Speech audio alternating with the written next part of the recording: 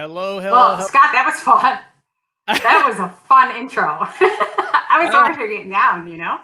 Yeah, thank you Oh, very super much. fun. I spent some time on that for sure. I definitely wanted to give people a chance to build up anticipation, have something, and then I didn't like it when it cut off Mhm. in the middle of the song, so I made it long enough to where the song ended at the right spot, right? Right, With that, right. and I love it. the funny thing is, most people nobody knows. I've never mentioned this. I used to be a class clown back in elementary school and middle school. Okay, I'm not sure how I feel about that, Scott. Imagine that, right? Me creating a Right, ruckus, you. right, in a group of people, Right. and my mom's way of trying to get me to be calmer in school was she said, instead of you being the class clown, why don't you collect these ceramic clowns? So somewhere back home, there's a box of like 100 Oh, clowns, that oh, are that's kind of collected. scary. It is kind of Yeah, scary, right? My kids hate right. that. I showed them this video. My kids hate it, right? Because of the Yeah, crowd that scares them. But I was that's like, funny. for me, it's like this hidden thing that's in there, Yeah, for that. But thank you very much. That means a lot. yeah. No, it was Yeah. great. So, by the way, everybody, my name's Scott Stanfield. I'm a modern longevitarian. The show is called It's My Friday, which is part of our industry. You hear every day of the week you work in a restaurant that somebody will say, today's my Friday or it's my Friday, right? And today's guest is Carrie. So, Carrie, thanks for coming on the show. Thank you for having me. It's so fun to talk to you again, Scott. It And is live. And live. I like doing it live. It's a lot of fun. live, right? Well, most people hear the recorded version of the podcast, right? Which Yeah. you're on the Restaurant General Manager podcast, and and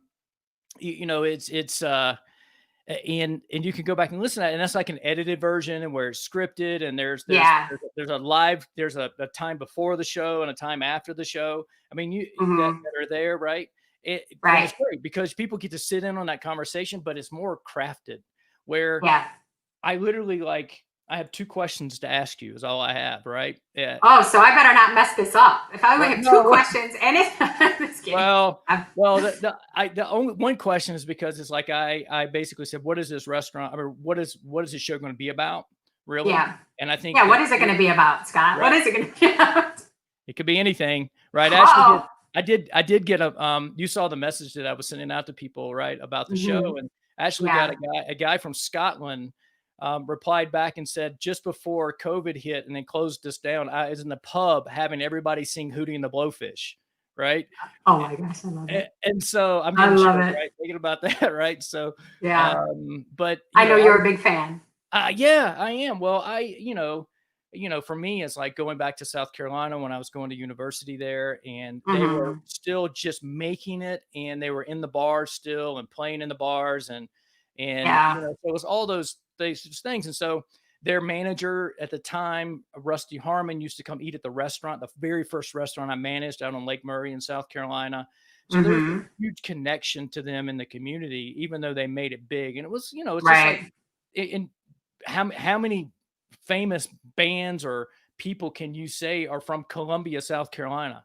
Yeah. Right. I mean, Dustin Johnson just won the Masters, I mean, so that's another Hmm. person that's there, but it's it's really an interesting piece of the puzzle when it comes to Yeah. your local town, somebody making it, right? And Right. so Love it. with that. All right. So, by the way, I have to mention, and this is because this is such a thing, is welcome to everybody who's coming on LinkedIn. I see Velko and Jeff and Mitch is going to be a future guest on the show as well. He's with All Goodman right. Recruiting. So, we're getting some people coming in there. So, you guys got any questions for us? Just feel free to ask. But I'm part of the Spirituality Gone Wild Network. This is aired on stream right now on 8 different channels on LinkedIn, YouTube, and also in Facebook groups, pages, and profiles. So, welcome everybody to the show. So my first question, right, which is, Okay. what do you say? I build the show is how to lead a restaurant in today's environment, the COVID environment. So basically, Yeah. what are you seeing like the successful leaders doing out in restaurants right now that's Yeah. working? Well, I think it comes down to, the reality is, we support clients all over the country, right? And there's different areas of the country that are more, impacted right now, but it's hard right now. And I will tell you that I think that what I see across the board, if you're full service versus fast casual, there might be some bigger problems with whether they can stay open and stuff like that. But I mean, in a very general sense, I think the restaurateurs that are sort of coming around and are, I think, going to be okay so long as they don't have to close their restaurant. It really comes down to attitude. You know, it's really about each and every person, whether it's the owner of the restaurant or it's the people in the company, really making a decision to get through this tough time. I think it sounds so, you know, easy to say, like, hey, just have a positive attitude, but we cannot change what is happening right now. We cannot change the reality of a pandemic and that it's hitting the hospitality, the restaurant industry so incredibly hard. So I think that the leaders in these restaurants that take the time to overly communicate to their people are in a better place. Those that are naturally great problem solvers and they understand that, okay, maybe I can't dine in, but I'm going to shift gears and I'm going to try to do some pick up stuff a little bit better. Maybe we're going to do delivery, or I'm going to really do a gift card push, or whatever it is that they can do to sustain this time. Maybe they close a little earlier or open on a certain day, but I think they're adaptable. You know, they understand that something's hit us really hard. Now, how I'm going to shift, I'm going to keep this positive attitude. I'm going to communicate to people, my employees and the customers really, really well.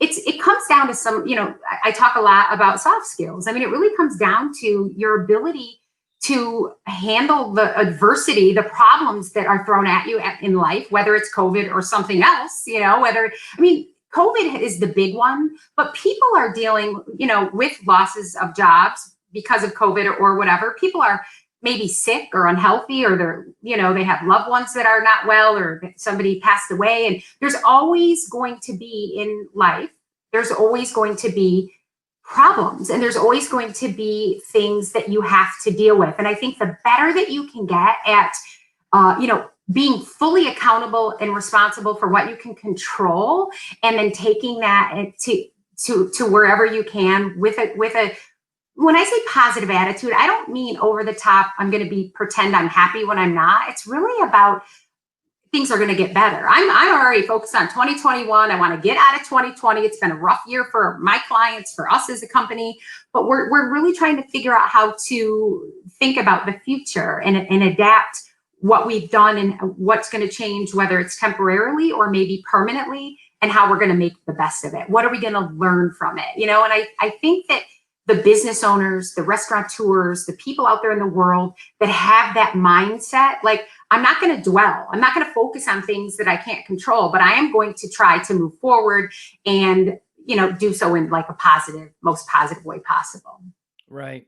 You know, there's a couple things with that. One is, by the way, I want to let you know that I can tell that you practice what you preach, right? In our interview we did on the interview, for the podcast, Restaurant General Manager podcast, you talked about leadership that is human. And I can tell just from the communications I get from your team that they love you, right? Yeah. I love my team. I mean, and that's what it's all about, right? We're not CEOs and business owners and employees that work for your company. We're all human beings. We all have feelings. Truth be told, Scott, this has been a rough year for our company. And it's the reality of the loyalty that I have for my team, because we're all in this together. I mean, my team, I'm the one that talks a lot on live events. Well, I haven't done that many live events, but I do a lot of videos, and I'm the one that publishes the books and I'm talking about it, but it's so funny. It's like my team's the one that carries me a lot of the time. They're the ones when I'm having a rough week or a rough day. And I had a really rough week last week, and I couldn't believe my team is like reaching out, checking on me, sending me hearts, like doing all these things. And it's really about being a human. It's really about being kind and caring and loving towards one another. And to me, it's not hierarchy. You know, it's not like, yeah, I happen to own my company, but it doesn't mean that I don't have tough days and that I don't want to quit sometimes or whatever. And so going back to my team, I definitely, when I seeked out to build this company and hire amazing people, I led with hiring people that are super great people. They're kind, they're empathetic, they are not necessarily perfect.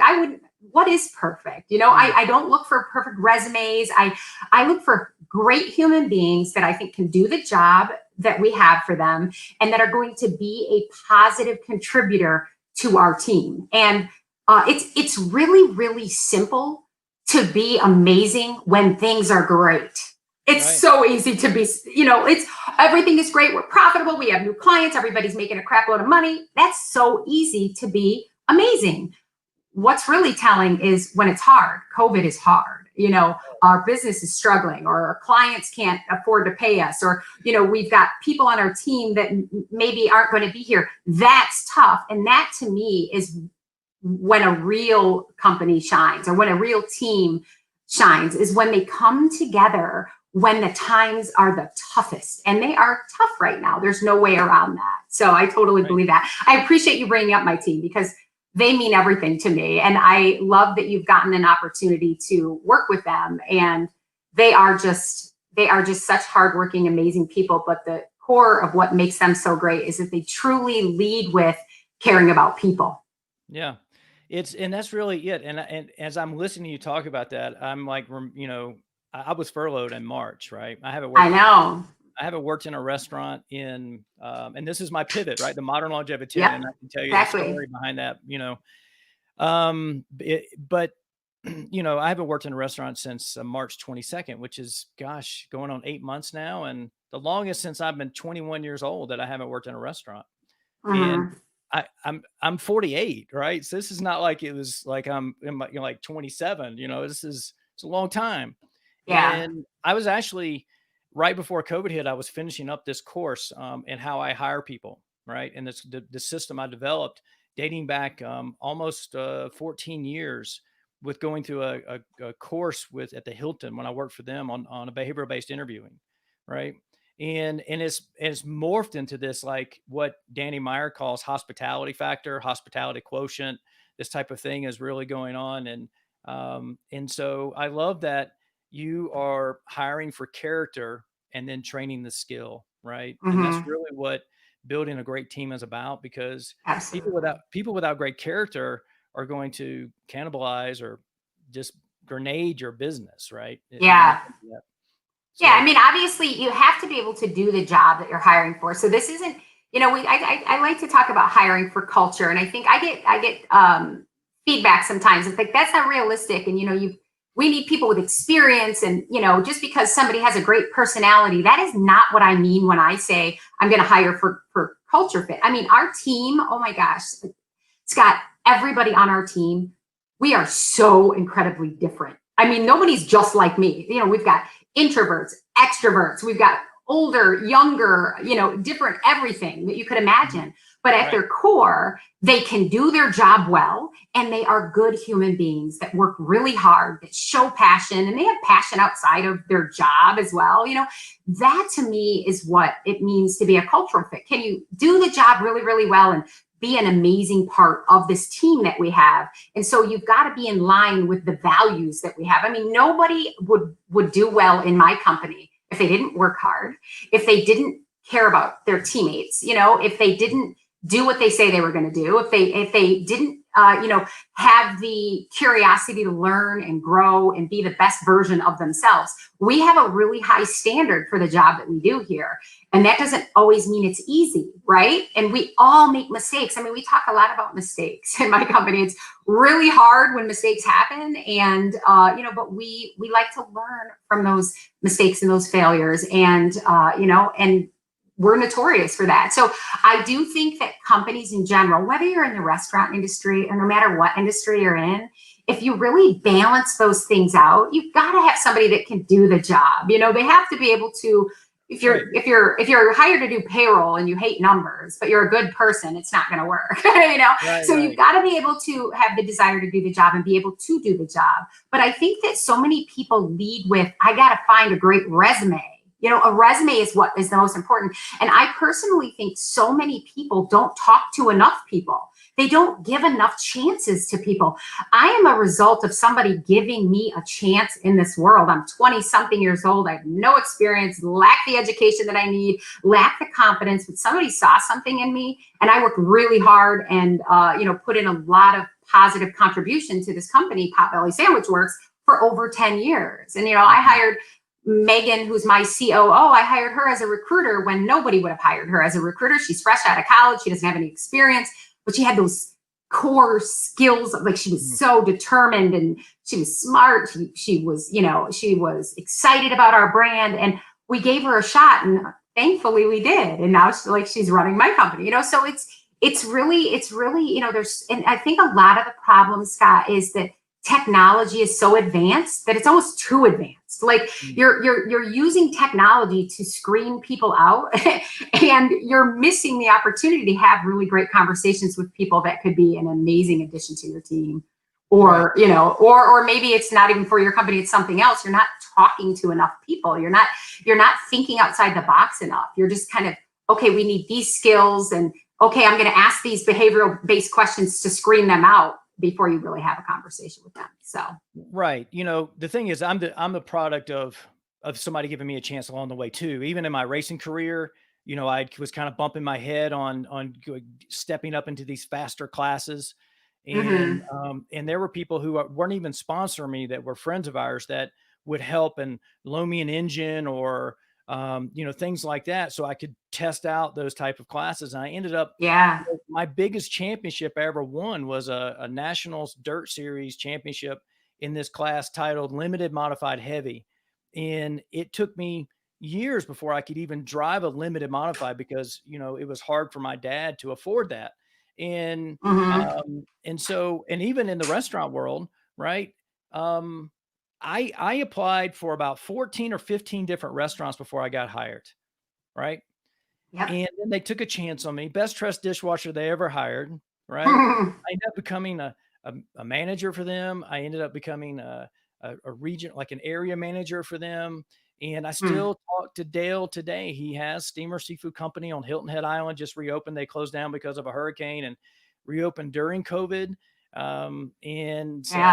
There's pictures of me on the walls in of this new restaurant when I was 23 years old, like helping build the restaurant on Hilton Head that he had in Caligny Plaza. And it's really an interesting thing that, we get as managers, as we end up telling ourselves that I'm going to make my job easier by only hiring people who have experience, and forgetting at some point somebody took a chance on you with that zero experience, right? Exactly. And I had to remind myself of that, and saying, wait a minute, there is somebody out there that really has a great character, that's going to dig in and do a great job and learn really fast, and going to move. And I'm not only looking for people who have experience.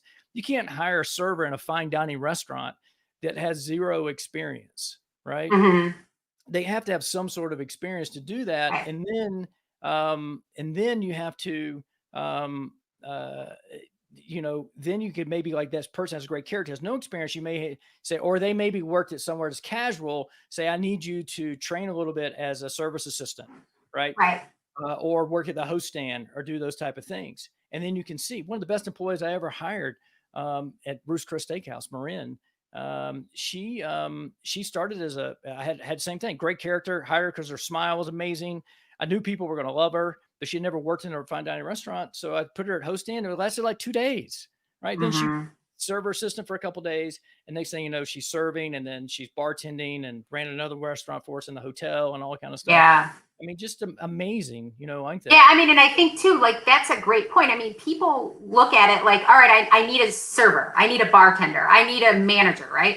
And they look for that in their resume, or even if they do talk to people, they're in that mindset, instead of opening up their mind and saying, hey, this person, I see something, and down the road, but let's talk about getting them into the host position or whatever. And really thinking about building a team, not just filling a placement, like not just plopping somebody in a role. It's this whole recruiting thing is just so incredibly reactive for the most part in this industry. And, and I think people are just running around, trying to find the most qualified person to fit the role that they have at the moment, instead of really kind of thinking of their whole team and their whole company, and talking to more people and understanding, wow, this person could fit into this team this way. And, yes, we have hosts and servers. You're not going to create necessarily positions, but really thinking about how you could get them to that bartender position that they wanted, but they don't have the experience for. Or, I see a lot of times people like that have been longtime general managers, they want to be a DM. And so they start applying for DM positions, without that experience. But if they're amazing and they get connected to the right company and they're willing to come in and go through their training or be a GM for a while, and they're on this fast track to be a multi-unit person. But if all you're trying to do is hire a manager and that's all you care about, then you don't ask the right questions, and you're not building an amazing team. You're just filling these positions, which is not a good strategy. Right. And one of the best servers I've had, he started as in high school as a food runner. Right. Mm-hmm. And so what Exactly. happened was when food would needed to be ran and he was a server, right? He graduated up to that. He actually knew how to do that job. Where if you hire somebody as a server, they don't really know how to run food and those type of things. Yeah. I want to switch gears for a second, right? Because we're still in the COVID thing, and I know your kids are at home. There's no school where you are. You're right. What are you doing for self-care? Nothing. I'm just kidding. I'm just kidding. You think I'm drinking coffee, but not happening.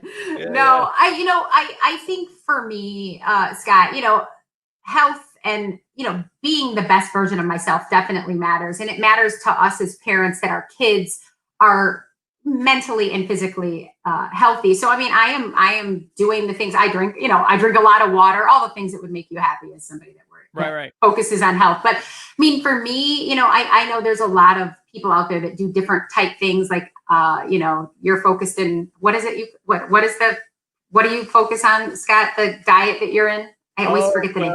I combine intermittent fasting with ketogenic diet. Oh yeah. Okay. Right. Yeah. Okay. So you do that keto thing. I've tried that before. For me, it's really how I feel my best and how I am my best is I eat a certain amount of protein. I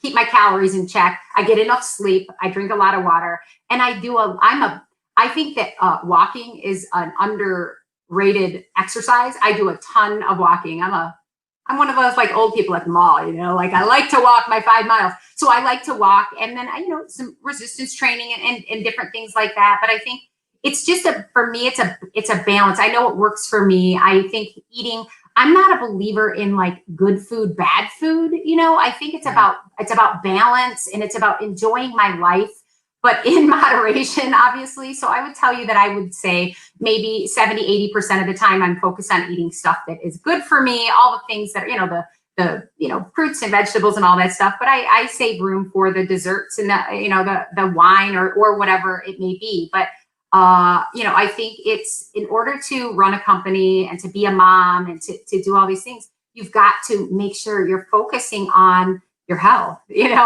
I just like anybody, it goes like this, there are times, Megan, who I talk to a lot on my team, we're always like, drink more water. We're always trying to push each other to like stay hydrated or get enough sleep or whatever it may be. But I think so. To answer your question, like, what am I doing? I'm living my life. I'm eating well the majority of the time. I get enough sleep.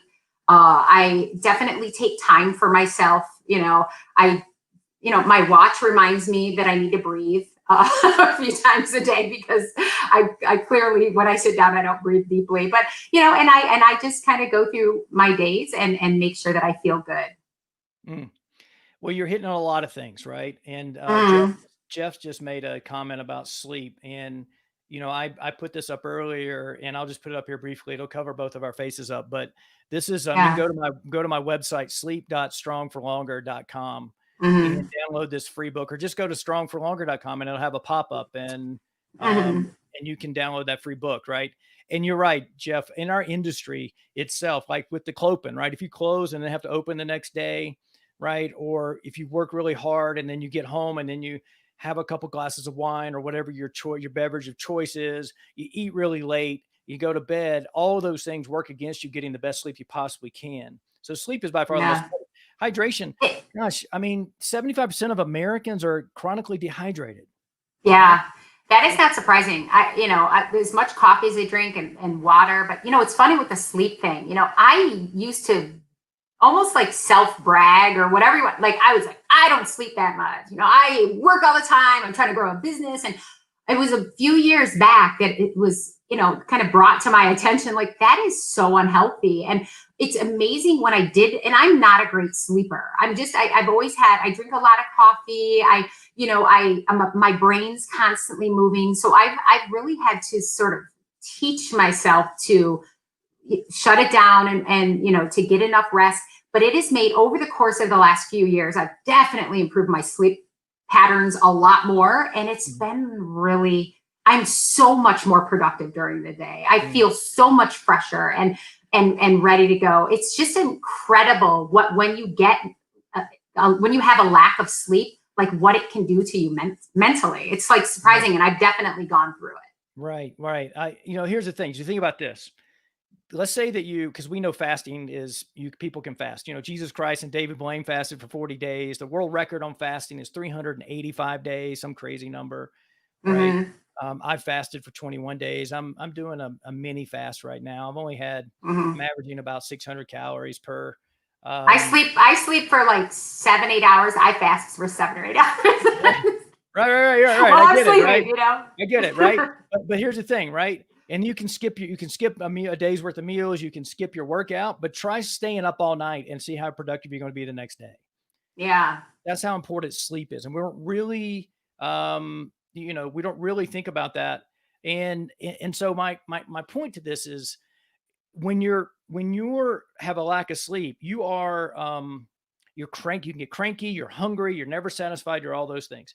Yeah. On top of that, it's going to build a snowball effect to where you're probably going to be dehydrated as well. And when you're dehydrated, you're cranky as well, right? So your emotional intelligence score starts dropping. You can be snappy with your team or your family, or even with yourself. Your self-talk's going to change, right? Those type of things. Yeah. So it's really, I think this has changed a lot over the course. It seems like it has, and maybe it's just what I'm paying attention to. But I was on LinkedIn the other day, and I saw this guy on there very passionately talking. He was, he's a very, he's the CEO type, kind of like a over the top personality, but he was basically promoting, if you really want success, you go to sleep way later, you get up way earlier, and like promoting that whole, like, don't take care of yourself. And I used to see that as inspiration. So I think a lot of people that are trying to have success in their lives, they watch people that are successful and they think that, hey, if I really want to do this, and trust me, I do believe you've got to put in a lot of work if you want to build a company and all that stuff, but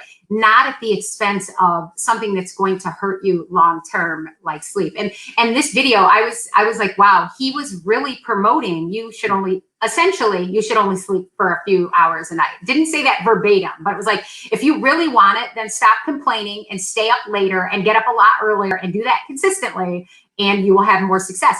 And 3 years ago, I would have been like, yeah, that's what I do. That's how I do it. But I do believe in lots of sleep, right? or enough sleep. On another thing, I saw a meme the other day, and as a mom, right? And she said, I don't want to sleep like my baby. I want to sleep like my husband, right? It's because that, I don't know if my wife made that or not, because she still sometimes ends up that she had to get up with the babies and I was sleeping over there snoring away, right? And those type of things. But sleep's by far the most important. Hydration's important. You talked about breathing as well. And then, being friendly with yourself about your diet, right? So having a 70-80% good, 20 to 30% that I can veer off the path a little bit allows you to do that. I'm too binary for that. I'm too black and white. I'm either keto or I'm not. And so I test different things. But I think that's the point. Like, to me, like, if that works for you, then do it. If paleo works for you, if calorie counting works for you, like, do the only thing that's going to be sustainable, whether it's in business or in your own life and your health, is if you're able to do it. I can't sustain a company. I can't grow my company if I have to go on 3 hours of sleep. Well, I'm not going to be able to be the healthiest, best version of myself if I can never, ever, ever have a piece of pizza, or whatever it may be. But you might say pizza, never, ever for me. That's what works for me. And that's what I think you have to figure out, like I said, whether it's calorie counting or some sort of a paleo diet, or you want to be vegan or vegetarian, all of those things are the best for the person that it works for. But it's what works for you, and you've got to figure that out. And I've taken the time over the last couple of years to try to figure out what works for me. I'm 48 years old. I know what works for me. Sometimes I veer off and don't do what I know I should be doing. but I know what works for me and I know what makes me feel my best. And that's all that I can do. Well, yeah, and that's really the thing, right? We want to do that, right? And the same thing in business, right? Knowing, because what happens is I even talked to, you know, like a person that got promoted to DM with the glass company I worked for, and he had been the GM of the store in Manhattan. And he and I were very similar, right? We recruited the same type of people and those type of things. And the new GM that he was overseeing was recruiting different types of players for his coaching style, but it was working, but it's not exactly the way that he would have done it. So so we can't micromanage, you know, or like, for instance, that guy that you just said, the CEO type says, you know, stay up late, get up early, right? And do those things. The same thing with the books that say you have to get up at 5 a.m., right? I'm never going to get up at 5 a.m. unless I got a tea time at 6, right? So, so true. Right. You know, figure out your prime time. Like, when do you do what you do the best? Like, when do you, like, for my team, I'm not going to tell you have to go to work at 8 o'clock and finish at 5 o'clock. You know, I mean, what we do is typically around those times, but what makes sense for you in your life? And it's like that with everything. You got to figure out what is the best. There's 4 different sleep types, right? And some people are early birds, or as Dr. Michael Bruce calls it, a lion that has their first kill before dawn. Then there's people like me who are night owls, or what he calls a wolf, which are night people. I mean, I was up till 1 o'clock, past 1 o'clock last night, right? And I'm gonna work all day long today, and I could keep going into the night because I'm just a night person, right? And I figured out what worked for me, and that's what this book is on sleep is at, and it's what I figured out about how to combine intermittent fasting and keto. That's what works for me, and it's out there as a guide for people to test. I'm never going to say you got to be keto or you have to be plant-based. I will say this: all 5 blue zones in the world, which is where the highest populations of people over 100 years old are, their diets are 90% plant-based or more. Okay? So that makes sense to me that I need to eat more plants, right? It doesn't make sense that I need to be on a carnivore diet, right? And so am I going to eat well, I was going to say Krispy Kreme donut, but I should say Dunkin' donut, right? Better watch yourself. Yeah. You're not going to eat Krispy Kreme. No. I'm from South Carolina. I grew up on the hot now sign being flashed on Sunday afternoons, right? Nice. So I'm sure that's not in your diet now. No, when I go to Krispy Kreme, I just buy a hat, right, or something like that. I got one right here, right? And it's got that smell, that glazed donut smell. You could just smell it. So it's funny, like this one says Krispy Kreme on it, right? Oh, I love it. Yeah, that's cute. Yeah. So I wear that when I go hiking with no shirt on in the snow, right? When I do that. All right, so let's get back to gosh, do you have any questions for me? Right? This isn't a live show. It's like are you asking me or are you asking people that are on? I'm asking you. Oh, me. Yeah. The one question I'd have, like, when it comes to this whole sleep thing, do you think, you know, as you've studied this a lot more, that it's important that you do the same? Like you said, you'll stay up late tonight, and then do you do that every night? Or do you think that that you can sort of like mix up, like this industry that I'm in, obviously schedules are different. And how bad is that for you if you aren't on like that same, you know, I'm a very structured person. So I go to bed at the same time every night. I wake up pretty much at the same time. Is that healthier, or is that, you know, or is it fine to kind of structure your week, but just as long as you get a certain amount of sleep? Well, I think there's windows that people where you can go to sleep, right, that are really good for you. Like if I went to bed at 9:30, right, I would just lay in bed until my normal window and then fall asleep at that point. So it'd be a waste of time for me to lay there. There's some nights, like last night, I just had a burst of energy, right, and I'm fasting, and so I understand the fact that yesterday I had like 600 calories, 720 calories or something like that my body's not expending energy, and I'm going to have more energy. So that's different. So what happens is a lot of times when people do fasting or intermittent fasting, they get these bursts of energies, and then they'll start taking drugs or supplements or things like this to try to force them to go to sleep because they think they need this sleep, but their body's going to act differently depending on what you eat and things like that. So what my normal window is between 11 and 12 is when I go to sleep, right? So I'll have about 10:30 is I'm doing things like I'm stretching, right? Because I like to stretch before I go to bed because I've worked out during the day, or I'm brushing my teeth, or, you know, things like that, right? So I have a routine with that. I've already worked out that, you need to stop eating 2 to 3 hours before you go to sleep. You should stop drinking caffeine, 6 to 8, maybe even 10 hours before you go to bed, because caffeine has a half-life. I'm trying not to look at my phone, which is the one thing I struggle at, because blue light suppresses melatonin production, but I have some glasses, some blue light blockers that I wear, right? For that. And alcohol, there's a study done in Finland of over 4,000 people, and just moderate alcohol will impair your sleep by 24%, and heavy drinking will impair your sleep by over 32%. So, and so what happens is, the irony in that is that the number one sleep aid in our country is alcohol. So it helps you fall asleep, but it impairs your sleep while you're sleeping. And so, yes, it's super important to have a routine, but also to be flexible with that.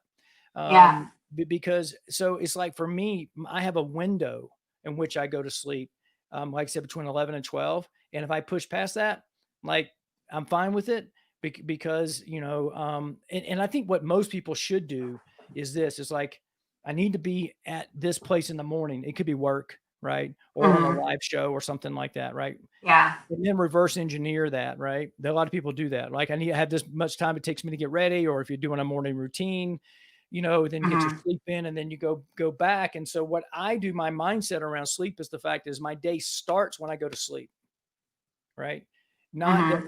So it's really like, it's not my day starts when I wake up the next morning. I had to, for me to really find what works for me, is my new day starts when I go to sleep, when I go to bed. And so that's really is what changed it for me. That's interesting. Yeah, it is. I know I'm kind of weird, but that's what. No, I like it. I think that's a very interesting way to look at it. Yeah. So let's see here. My question. Oh, let's talk about. You want to talk about maybe your new show that's coming out next year? You want to talk about that a little bit? Sure. Oh, okay, sure. Yeah, I have been, I've been pumping out content for the last 5 years or so. I started with articles, and then I did videos, and I'm really on this mission to create more restaurant success stories and leadership success stories. And I operate my businesses and things like that. But so it sort of evolved from articles to these short videos, and, focusing on growing my YouTube channel and things like that. And I kind of, over the last few years, I've thought I love doing that, but it's like, okay, I gotta up my game a little bit. I gotta do something else. So I'm not a very, as you know, based on our conversations, I'm not very tech savvy. So getting on even sometimes these kind of live events and stuff can be very challenging for me. And so I opted out of, I was thinking about doing some sort of a podcast where I would go out and talk with restaurant, owners and professionals and managers, and sort of get inspired by them and learn from their successes and wisdom and all that stuff. But instead of doing a podcast, what we're going to do, we planned on doing it this year, but of course, COVID happened and it threw a wrench in it. But we are going to head out into the world when it makes sense to do so. And we are going to interview people in person, restaurateurs, podcasters, people that have, a lot of passion and something very interesting. And I am going to do short interview segments, and I'm going to be very specific in what the topic is. And we're going to take all this footage, and then we're going to make it a 15, 30-minute segment that we will post on my website as well as on YouTube. And it will be hopefully very inspirational to restaurant owners, operators, and the industry, as well as people all over the world that are even not in the industry. I'm excited to tap into, there's lots of talent out there, whether it be CEOs or heads of marketing or recruiters or whatever it is, that can teach and inspire something to the world. And so I think I have 25, maybe it's 24 guests confirmed for the show right now, you being one of them. And, and so it's my very first client. It's, very successful restaurateurs that have been on the boards of big companies. There's some really exciting guests that we have, some that are great with franchising, some that have, started in the kitchen and now they're a franchisee. And we're just I'm going to talk with them. Like I said, we're going to ask a handful of questions, and we're going to be very specific on what the topic is. And my hope is that we'll teach and inspire the masses. It's that's super cool. And I know this is something that got, the pause button was on. And Yeah. I realized that I was so excited to have you on the show. I forgot to mention that we're going to give away, and I'm holding these up, right? Oh, nice. Right. You sent me these for the podcast, and I was so new. I didn't really know how I was going to give them away. You just wanted to keep them all for yourself. I know. That's awesome. I did give one away. I gave one to a new manager that I had hired in Santa Monica that was really, like I said, person that like could do the job, great personality, all those things, but didn't have experience as being a full-time manager. So I gave her one. Yeah, I love it. And for her to have, as I was getting furloughed and going out the door, I'm like, hey, I came back. Yeah. And I'm like, hey, I think you should have this and do that. That's awesome. Awesome. I'm glad you're giving those away. That's fun. Yeah. And not to plug, not trying to plug here or anything, but like that book, the Restaurant Operators HR Playbook, is really, it really is it's a way for somebody to kind of understand the full life cycle of an employee. We talk about recruiting all the way through termination and how you build those systems. And I'm actually almost done with my second book. We'll be publishing it, and I'll get you some copies of those to give away as well. But 2021, my soft skills playbook. So it'll be the combination of how to set up these systems, manage things, and how to lead people through the soft skills. A lot of stuff we initially started talking about. So I've actually completed the chapters of this book, and now I'm working on the worksheets for this. And then hopefully we'll have this thing published in the next maybe 3 or 4 months. So I'm really excited about that. Awesome. So if anybody wants a copy of the book, you've got to make a comment right now, right? And then I'll reach out to you and get your address and stuff like that. So This is the giveaway. This is it. Welcome to the giveaway. Here it is. This is Carrie's book, right? So the Restaurant Operators HR Playbook is super cool. And I wish this would have been around when I was just starting out 27, 28 years ago as a restaurant manager. I mean, it's just a way to like really raise your game and understand those things. And so your new book in soft skills, so what do you, this is a really interesting thing, right? Because, but what do you think, what the most important soft skills somebody could have as a leader in business today, or, restaurant? The most important, that question is tough. It's like saying, who's my favorite kid? It's like, I think that having soft skills, I think they're all so important. I mean, chapter 1 is communication. So some might say that that's the most important, but like chapter 12 is empathy. I think that's just as important. So I think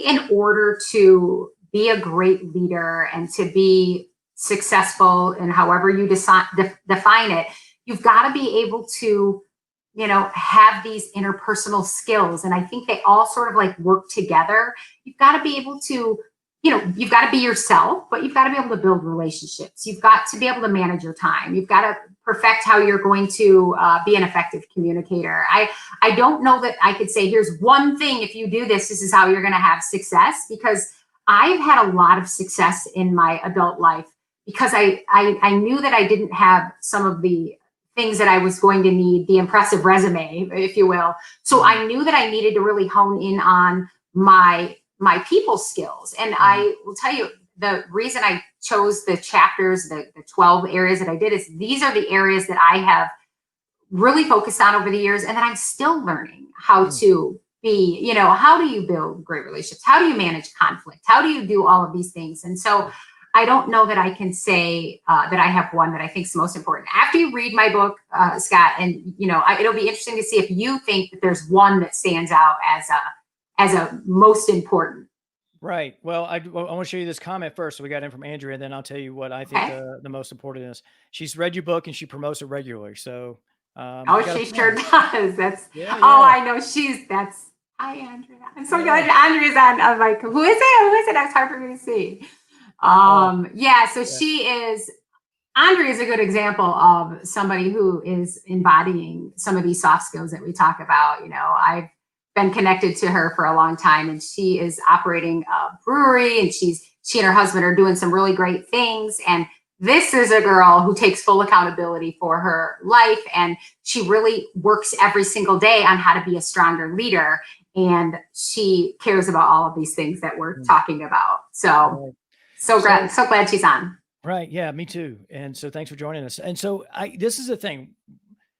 When I say what the most important one is, I would say, if I had to pick one, I would say empathy. And I don't know if that's a chapter in the book or is probably read through everything, but I would say this, the one that you really need to learn the most, the one you lack in the most, is the one that is probably the most important one for you to learn. And the reason is that, like, for instance, when, I don't know if you heard of this book or not, but it was a big deal. It's called Never Split the Difference, Negotiate Like Your Life Depends on It, by Chris Voss. And Chris Voss is a former lead FBI hostage negotiator that actually teaches at University of Southern California, and I think at Columbia University, and teaches the like attorneys how to negotiate and things like that. And when this came out through Entre Leadership, the Entre Leadership podcast, there's Dave Ramsey's podcast, and I heard this and bought the book and really learned the techniques, and I used the techniques and all that stuff. It was huge for me, right? Yeah. And not so much that it was like, hey, now I can negotiate. And I did. I got the best deal on a car that I've ever gotten in my entire life. And I was able to really use this with guests that were upset, and use some of these techniques like mirroring techniques and labeling and things like that. But that whole way of communicating and having a sequence of how to talk to people was in my blind spot. Now, if somebody grows up and their parent is an entrepreneur or a good negotiator or something like that, they may have those skills, but they may be missing one of the other things that are in your book, right? Yeah. So it's interesting as I listen to you talk, because I didn't have an answer to what's the most important, but as I listen to you talk about empathy and things, and I think about all of the things that I have written about and that I talk about on a daily basis, I think not that it's most important, but first and foremost, the positive energy thing. If you don't have this sort of like positive outlook on life, meaning things are going to get better, then you're not going to communicate well. You're not going to be able to handle conflict. You're not going to be as empathetic because you're feeling sorry for yourself or you're a victim. So I might even switch my book around a little bit now that you made me think about this a little bit. But before anything, you've got to, but then I think about positive energy. Then I think so the reason I've had the amount of success that I have had in the areas, whether it's writing a book or building my company or having a great team, I am fully accountable and responsible for my own life. And I think a lot of people in the world don't really take full accountability for what's going wrong or what's going right. It's COVID, it's somebody, my employer, it's whatever. I definitely, I spent too much of my early life being a victim in my own brain. Like, oh, I didn't have this opportunity. I didn't. So positive, having this positive energy is so important, but I have to, I'm accountable for my life. And so it kind of like I said, they kind of all just sort of mesh together. Right. But I think first and foremost, decide you're going to have a best foot forward kind of attitude and not be a victim of whatever it is. You're the only person that can control what your life is going to be. It's not your spouse, it's not your children, it's not your employer. I mean, yeah, they may play a role into some of the things that happen, of course, in your lives, and there might be certain things that they're holding you back from in the moment or whatever. But when it really comes down to your own life, your job, your happiness, your success, and all that stuff, it's really about taking full ownership and deciding that you're going to have a positive outlook on the future. That was a long rant right there. Well, that's fine. That's perfect. Sorry. I have been stuck in this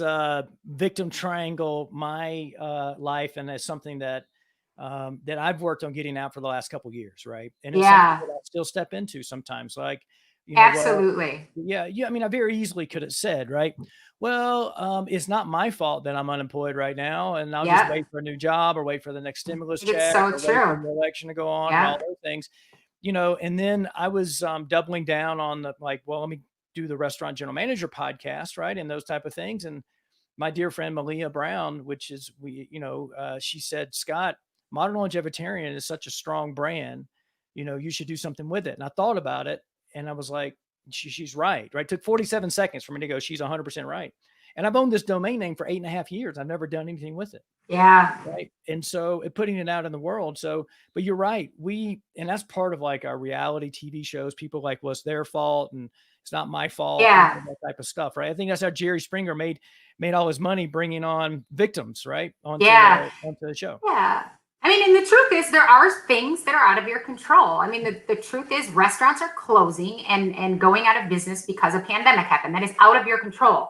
But let's, of course, you might talk about that for a minute, but let's not dwell on it. And what can you do? I mean, you're a really great example, Scott. I mean, you get laid off. You're out there hustling.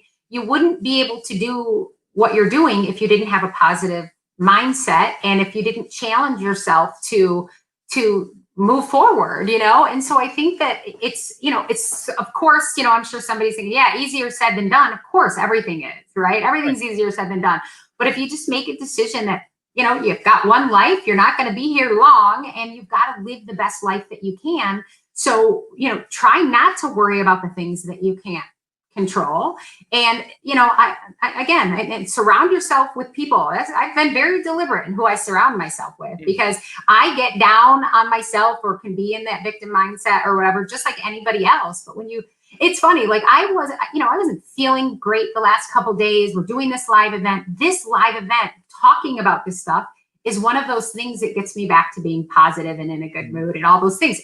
And I created these things in my life to continue to remind myself, as well as the people that that I talk to out there in the social media world, that it isn't easy. We've got to constantly push ourselves to to be positive, to show others that we can be an inspiration, and you just have to come up with ways of doing that. I mean, you're doing this show, you're doing your shows to show inspiration, to you talk a lot about health and trying to make people feel the best version of themselves and all those things.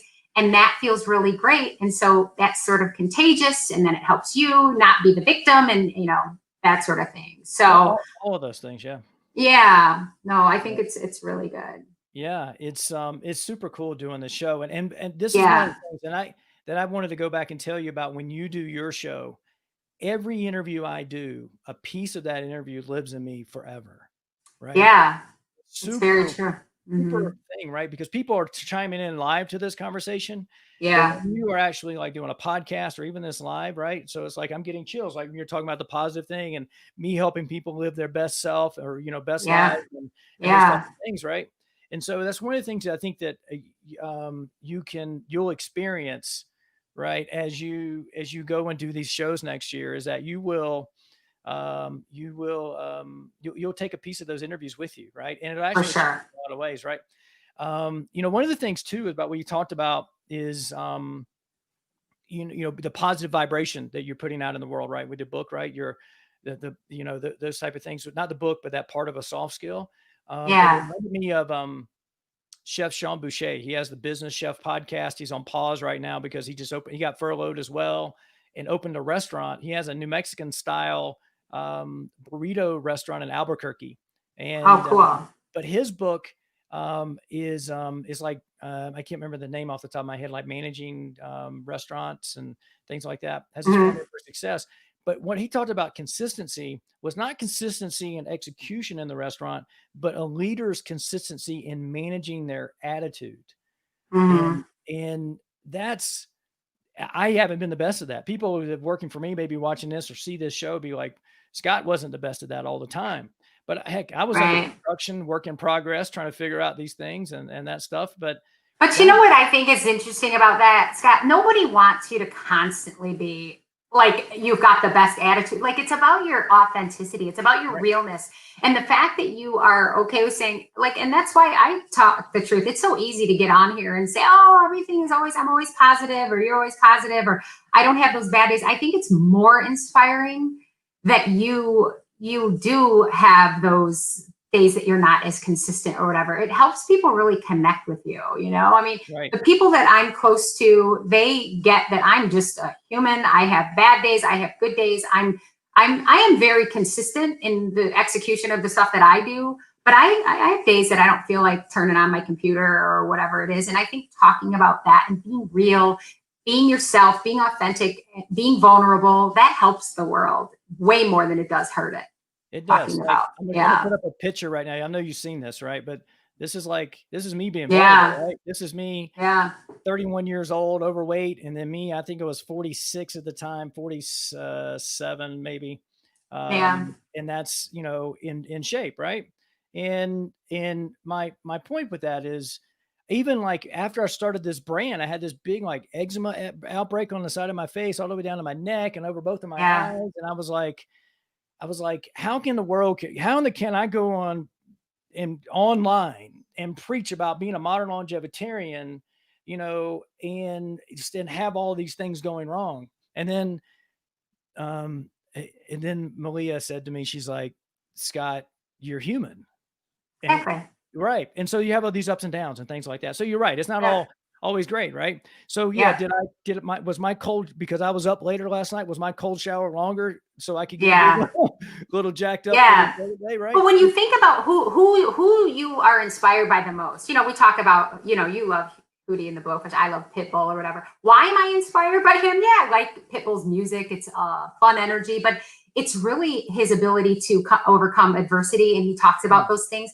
Like if you think about, or anybody watching this, you think about really who's inspiring to you. It's never the person that just has success, that you see that just has success, or that, it's almost always that person that had to climb their way, or that had the adversity, or who's relating to you in some way. That's who we are inspired by, and that's who keeps us going, is the people that have had to do this sort of the same kind of things that we have. And truth be told, I think most people have some level of adversity in their lives, whether even if they come from, like a family with a lot of money, or they had a great education, they probably have their own issues that they have to deal with. And somebody would be inspired by hearing their story of overcoming something in their life. And, I learned a long time ago, I used to try to hide. I used to just want to be the one that was the positive.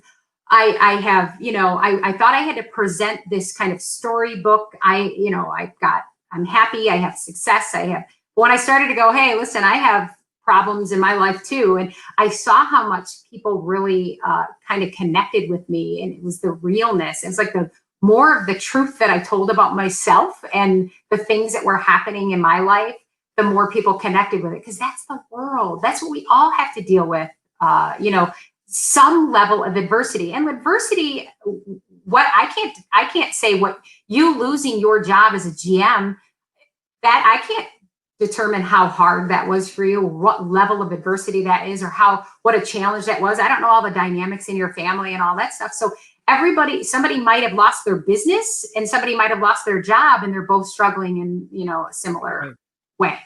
Right. Exactly. Nick Snyder had a comment come in, or made a comment, said, great leaders don't learn to be great by learning what to do. You become great when you learn what not to do. Yeah, that's a great point. Definitely. Is, right?